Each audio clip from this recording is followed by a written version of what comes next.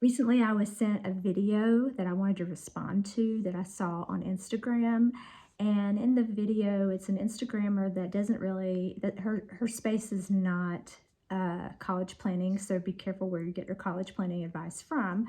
But she was talking about the Supreme Court ruling that colleges can no longer take into consideration race when they choose to admit or not admit.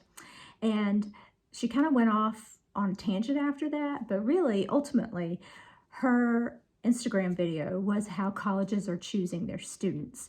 And this is interesting coming from someone who is not a college planner and not in this space. So I wanted to go ahead and tell you what she was referencing. So she was referencing an article by a major newspaper that showed data about legacy students and how their admittance to top tier schools or elite schools, Ivy schools, were factored in. And here's the thing. Her main premise was that if you're not wealthy and you're not white, then you're not going to be able to get admitted into top tier and elite schools and Ivies. And then she generalized it for all colleges, really. So I want to address those. So where is she wrong? She's wrong about this, and she's creating, sort of propagating a message that isn't really true about college admissions, that the Common App, which is the way that normally you will apply to most colleges, you could apply directly, and you could use the Black Common App, actually, that a lot of HBCUs use. The Common App, the SCOTUS ruling will likely have no impact on that because the Common App asks for race, but you didn't have to answer or fill it out ever. You were never required to fill it out. You're not required to fill it out in FAFSA. And so if you did, likely the admissions team that decides whether or not you would get admitted suppressed it. So most colleges will not choose to look at that factor when you have put it in the Common App, if you chose to. Now, here's the other thing. Diversity is important to all colleges, not just top tier, not just elite colleges or Ivy League colleges. So the best way to avoid any effect of the SCOTUS ruling is by using your Common App essay, any supplemental essays, any scholarship essays, and talk about your race, especially if you're minority. Weave it into your compelling story about yourself. So that's what colleges want to see. And there's no amount of suppressing it on a Common App or a SCOTUS ruling that can take that out of their hands, because they're going to read about who you are as a minority student, no matter what. And your story, if it's compelling, whether you are a minority student or not, is going to be received much more positively than if you didn't have anything about your race in there. So this Instagrammer also doesn't understand how admissions works and how they're decided. Of course, you hear me talk all the time about being a match, and that's holistically.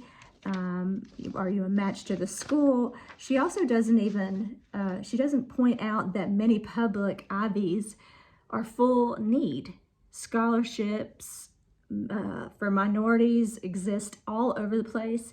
And a lot of these Ivies include, and I did a video on this just recently, that if you're a minority student and you are from a low-income household, a lot of these schools that she is specifically talking about, they will look at your holistic application, and a lot of times they'll meet the full need of what you need. You could possibly go on a free ride or full ride there, and you could likely get bonus stipends for travel, stipends for clothing. I mean, it'd be like they're paying you to go to their college. So that's one of the things that you need to remember. In your Common App essay, you can still talk about it, whether the SCOTUS ruling did anything or not. Matters nothing once you put it in an essay. Also, she doesn't reference the common data set, which I've done a video on that. She doesn't reference the common data set, probably because she doesn't even know about it. She probably doesn't know it exists. And here's my thing. I don't have a problem with the data that elite schools like to admit legacy students where their parents have donated a lot of money to the college, or even some money to the college. But let's put this into perspective.